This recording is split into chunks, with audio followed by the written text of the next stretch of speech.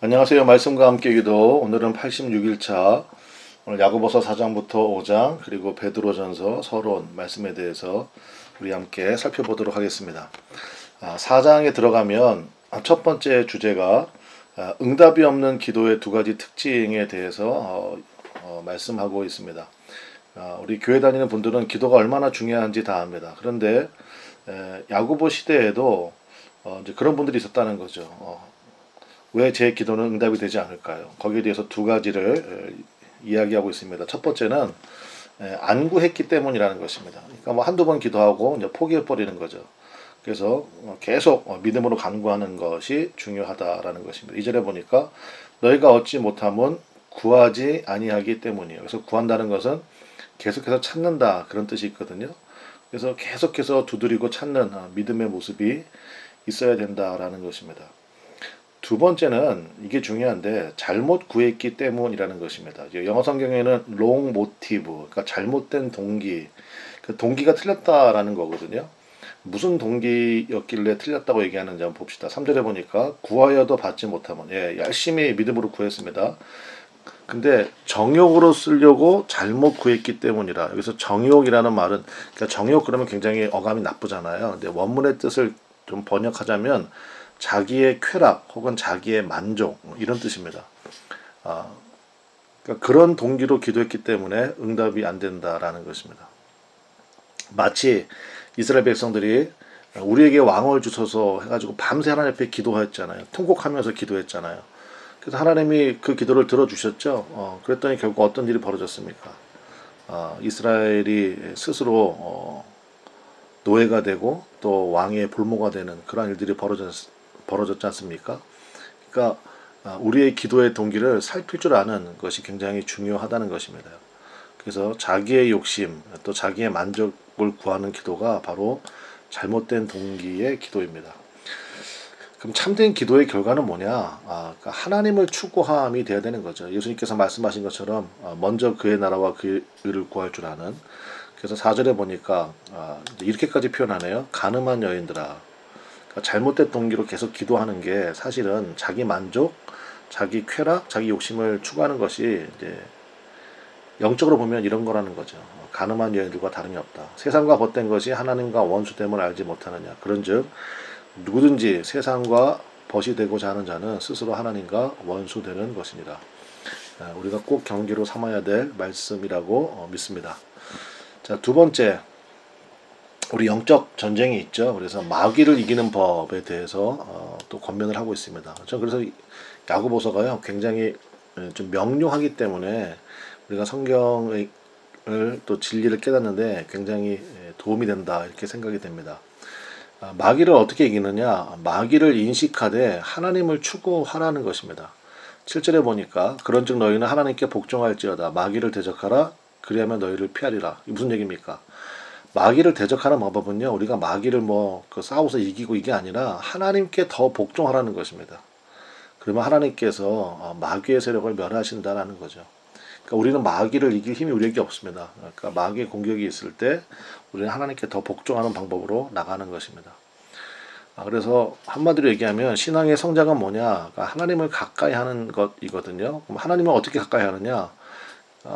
8절 말씀에서 할 수 있는데 회개와 그 다음에 하나의 초점, 즉 싱글 포커스를 가지라는 것입니다. 8절에 보니까 하나님을 가까이 하라. 그리하면 너희를 가까이 하시리라. 하나님을 가까이 하는 방법이 뭡니까? 죄인들아 손을 깨끗이 하라. 이게 손을 깨끗이 하라가 뭡니까? 이게 회개를 얘기하는 겁니다. 그 다음에 두 마음을 품은 자들아 마음을 성결하게 하라. 그러니까 초점이 하나야 된다는 거예요. 아까 우리 4절에서 살펴봤죠. 세상과 벗되는 것이 하나님과 원수되는 것이다. 그러니까 세상도 추구하고 하나님도 추구하고 더블 포커스가 안 된다는 거예요. 그래서 오직 하나님만을 추구하는 믿음 그것이 하나님을 가까이 하는 것입니다. 그 다음에 두 번째 주 앞에서 낮추라는 것입니다. 근데 사실은 우리가 낮출 것도 없죠. 그냥 있는 모습 그대로 나오는 것입니다. 그래서 10절에 주 앞에서 낮추라. 그리하면 주께서 너희를 높이시리라. 그러니까 결국은 우리는 위치 싸움 하는 겁니다. 그러니까 우리가 항상 하나님을 가까이 하는 방향으로 모든 것을 결정하면 됩니다. 그러면 하나님께서 역사하시죠. 주님께서 높이신다는 것은 뭐냐? 붙드시고 쓰신다. 된다라는 것입니다. 세 번째는 이제 비방하지 않는다라는데, 이게 왜 여기 이어서 나오냐면 마귀의 목적이기 때문에 그렇습니다. 마귀의 목적이 뭔데요? 분열입니다. 그러니까 주님과 우리의 관계를 깨트리는 것, 또 뭐 가정을 깨트리는 것, 교회를 깨트리는 것, 이것이 마귀의 목적이거든요. 그 분열을 위한 가장 효과적인 도구가 뭐겠습니까? 비방이죠. 그래서 비방한다는 것이 굉장히 무서운 죄라는 것을 우리가 먼저 인식해야 됩니다. 그러니까 비방하지 않는 방법이 뭐냐? 세 가지인데, 형제의식을 가지라는 것입니다. 그러니까 하나됨이죠. 11절에 형제들아 서로 비방하지 말라. 형제를 비방하는 자나 형제를 판단하는 자는 곧 율법을 비방하고 율법을 판단하는 것입니다. 그러니까 율법이라는 것은 하나님이 주신 거잖아요. 그러니까 하나님을 비방하고 하나님을 판단하는 것과 마찬가지라는 것입니다.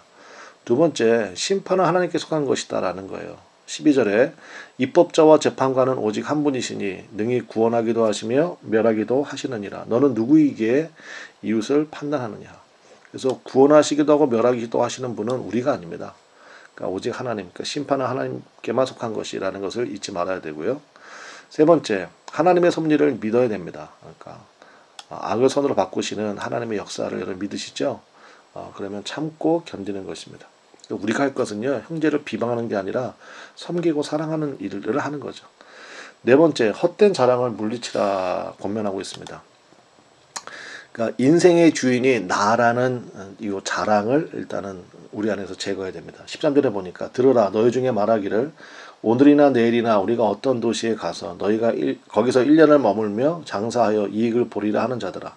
그러니까 이게 무슨 얘기입니까? 여기 원문에 보면요, 우리가라는 말이 4번이나 나옵니다. 그러니까 이제 내가 시간도 정하고 장소도 정하고 계획도 정하고 목적도 정하는 거죠. 이게 전부 다 내가 다 컨트롤 가능하다는 거 아닙니까? 근데 이게 잘못됐다는 거예요. 그래서 여기에 쓰지 않았지만 14절 보시면 우리는 내일 일을 알 수가 없습니다. 그러니까 우리가 잊지 말아야 될 게 빌립보서에 나오는 말씀처럼 내게 능력 주시는 자 안에서 이거를 잊지 마시기를 바랍니다. 두 번째, 주의 뜻을 기준 삼고 살라는 것입니다. 그래서 15절 너희가 도리어 말하기를 주의 뜻이면 우리가 살기도 하고 이것이나 저것을 하리라 할 것이나. 여러분 이것이요 가장 행복하고 안전한 삶이 된다는 것입니다.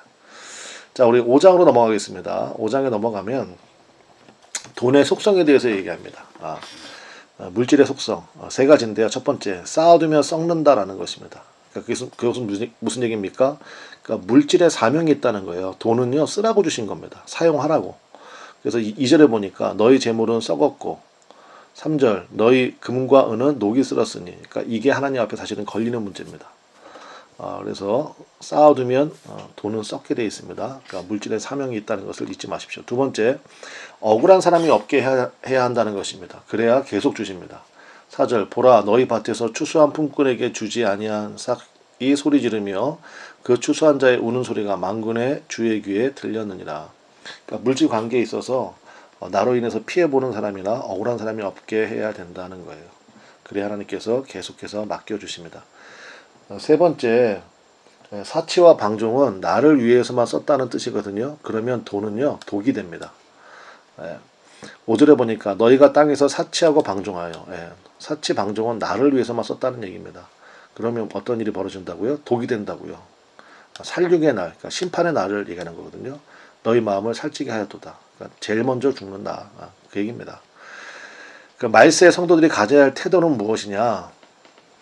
그렇다면 첫 번째, 참고 기다리는 모습이 있어야 된다는 것입니다. 8절 너희가 길이 참고 마음을 굳건하게 하라. 주의 강림이 가까우시니라. 그러면서 인내의 모델 세 가지를 이야기하는데 7절에 농부를 얘기하는데 농부는 기다림이죠.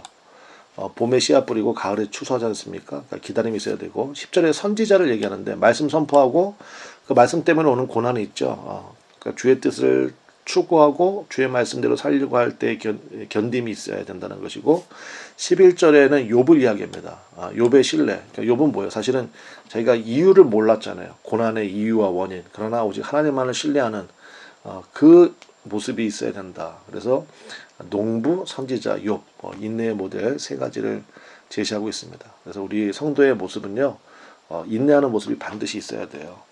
여러분 견디고 계십니까? 그것이 사실은 굉장히 중요한 믿음의 모습입니다. 두 번째, 심판주가 오신다라는 것입니다. 형제들아 서로 원망하지 말라. 그리하여 심판을 면하리라. 보라 심판주가 문 밖에 서 계시니라. 그러니까 보라 심판주가 문 밖에 서 계십니다. 그 초림의 예수님은요 파라클레토스이셨습니다. 그러니까 파라클레토스가 변호사라는 뜻이거든요. 그러나 재림의 주님은요 심판주이십니다. 잊지 마셔야 됩니다. 그 다음에 세 번째 항상 기도하라라는 것이죠. 13, 14절 너희 중에 고난당하는 자가 있느냐 그는 기도할 것이요 즐거워하는 자가 있느냐 그는 찬송할지니라. 너희 중에 병든 자가 있느냐 그는 교회 장로들을 청할 것이요 그들은 주의 이름으로 기름을 바르며 그를 위하여 기도할지니라. 고난당했을 때 즐거워할 때 뭐 찬송도 뭐 곡조부터는 기도다 그러잖아요. 또 병들었을 때 그러니까 믿음의 공동체 가운데 계속 기도하는 모습 이게 말세를 만난 성도들이 가져야 될 모습이라는 거예요. 그 다음 마지막 중보기도하라라는 것입니다. 20절 너희가 알 것은 죄인을 미혹된 길에서 돌아서게 하는 자가 그의 영혼을 사망에서 구원할 것이며 허다한 죄를 덮을 것임이니라. 우리 힘으로 죄인을 미혹된 길에서 돌아서게 할 수 있는 방법은 없습니다. 그러니까 그 영혼을 위한 계속된 중보기도가 중요하다는 것입니다. 말세를 만났을 때 우리가 어떤 모습으로 살아야 될지 굉장히 야고보서는 행함을 강조한다 그랬잖아요. 그러니까 실천적인 모습, 구체적인 믿음의 모습을 우리에게 제시하고 있습니다.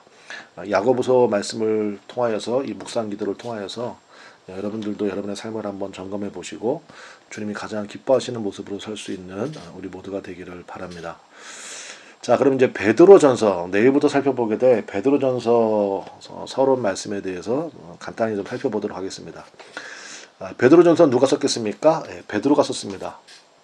근데 그 당시에는요, 이제 예를 들어서 바울에게도 뭐 비서가 있었던 것처럼 베드로도 비서가 있었습니다. 실루아노, 신라라고도 부르는데 헬라시로 부르면 실루아노입니다. 실루아노를 통해서 소아시아에 흩어져 있는 그리스도인들을 대상으로 썼습니다. 그래서 주 62년에서 63년경에 로마에서 기록한 것으로 우리가 이렇게 이해할 수 있겠습니다.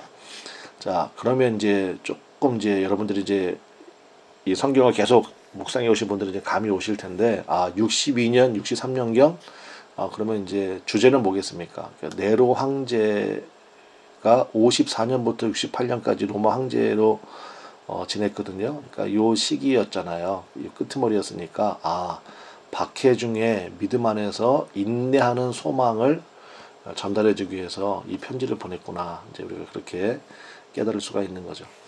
우리가 계속해서 보잖아요. 그러니까 우리 믿음 생활하면 뭐 복 받는다, 뭐 사업 잘 된다, 뭐 자녀들 좋은 대학에 좋은 직장에 취직한다. 그리고 자꾸 우리가 그런 얘기하면 안 됩니다. 그러니까 계속 믿음 가운데서 인내하고 견디고 살아가는 모습이 계속 지금 나오지 않습니까?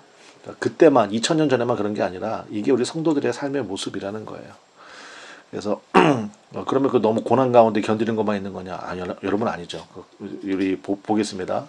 1번 그리스도인으로서 고난받는 이들은 이게 중요한 거죠. 영원한 하나님의 상급이 있다는 것입니다. 1장 7절에 너희 믿음의 확실함은 불로 연단하여도 없어질 금보다 더 귀하여 예수 그리스도께서 나타나실 때 재림을 얘기하는 거겠죠. 칭찬과 영광과 존귀를 얻게 할 것이니라. 그래서 우리는 영원한 나라에 소망을 두는 것 아니겠습니까? 두 번째, 교회가 중요한데 교회는 이제 새로운 성전, 새로운 이스라엘, 새로운 하나님의 백성의 모임이라는 것입니다. 그래서 2장 9절에 그 말씀이 나오거든요. 너희는 택하신 족속이요 왕같은 제사장들이요 거룩한 나라요 그의 소유가 된 백성이니 이는 너희를 어두운 데서 불러내어 그의 기이한 빛에 들어가게 하신 이의 아름다운 덕을 선포하게 하려 하심이라. 뭐 굉장히 유명한 말씀이죠. 그래서 우리의 정확한 신분을 알라라는 것입니다. 또 고난 가운데 그것이 확실해집니다. 세 번째, 성도들은 말세에 나타날 유업에 소망을 두어야 한다라는 것입니다. 4장 13절에 오히려 너희가 그리스도의 고난에 참여하는 것으로 즐거워하라. 이는 그의 영광을 나타내실 때 너희로 즐거워하고 기뻐하게 하려 함이라. 혹시 여러분 가운데 참 극심한 고난 가운데 핍박 가운데 있는 분들이 있다면 우리 베드로전서 말씀을 통하여서 완전한 소망 가운데 또 그리스도의 영광을 바라보고 또 그리스도 안에 감추어진 나의 영광도 바라볼 수 있는 그런 은혜가 임하시기를 간절히 바랍니다. 내일부터 베드로전서 시작하도록 하겠습니다. 오늘 야고보서 4장, 5장 말씀을 통해서 묵상기도 하시고 실천적인 믿음의 모습으로 무장하는 우리 모두가 되기를 간절히 축원합니다. 감사합니다.